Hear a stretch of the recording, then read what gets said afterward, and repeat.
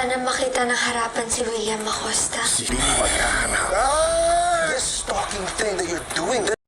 Pagbalik ni Sky sa opisina nila ay pinagmasdan niya si Nikki habang nag-aayos ng mga gamit niya.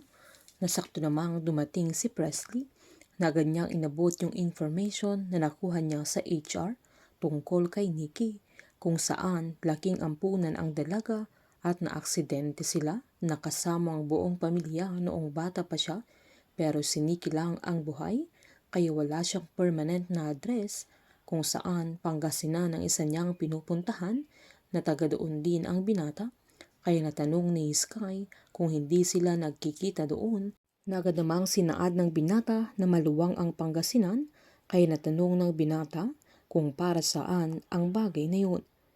Agad pinaliwanag ni Sky na sinabi ng kaibigan niya na wala siyang madetect na nag-hack sa cellphone niya, na posibleng kinuha yung mismong cellphone niya at sa mismo account niya in-upload ang tungkol kay Mr. Ramirez, na tatlo lang naman silang laging magkakasama. Habang pinatawag naman ni Concha si Tim dahil nalaman niyang nagpapatulong ang kaibigan niya tungkol sa napost na information sa pagkamatay ni Belinda. Pinaalalahanan niya si Tim na nag-upload si Sky sa social media na walang consent ni Mr. Ramirez, na sinabihan niya si Tim na hindi niya pwedeng tulungan ang kaibigan niya dahil baka madamay pati opisina nila, lalo't idedemanda na ang kumpanyang pinagtatrabahuan ni Sky at maging siya mismo.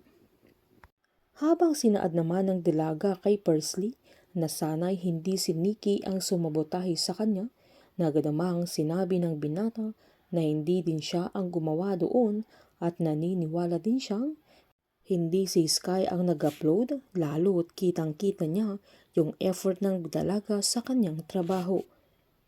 Agad namang bumalik si Sky sa kondo ni Mr. Ramirez na saktong may nakita siyang nakatalukbong ng itim na jacket, kaya agad-agad niyang sinundan at laking gulat niya nang makita niyang si Mr. Ramirez ang kinatagpo niya at magkausap sila na inabutan pa niya ng pera. Agad tumakbo si Sky papalapit sa kanila, pero nagsitakbuhan na at hinabol naman ng dalaga yung taong nagabot ng pera, pero hindi na niya nasundan pa. Agad-agad siyang pumunta sa parking area kung saan naabutan niya si Mr. Ramirez dahil saktong hindi niya mapaandar ang kotse niya sa mga sandaling yan, na agad tinanong ng dalaga kung sino yung nagabot ng pera at bakit siya binayaran. Giniit naman ni Mr. Ramirez na bayad yun sa kanya at yung mga kinuwento niya sa kanila ay gawa-gawa lang niya para malihis ang dalaga sa mga investigasyon niya, kaya tinanong ni Sky kung bakit niya ginawa ang bagay na yun. Sinaad ni Ramirez na kinausap lang siya at dahil sa gipit din ito, kaya niya tinanggap ang alok sa kanya. Binigyan din siya ng pera na gagamitin niya para pambayad niya ng attorney sa pagdedemanda niya kay Sky. Agad tinanong ng dalaga kung lalaki o babae ang taong nagbayad sa kanya, na agad namang sinabi ni Ramirez na isa itong lalaki. Habang maglalakas loob si Sky na pupuntahan niya si William sa mismong kwarto niya at nagpanggap siyang nurse.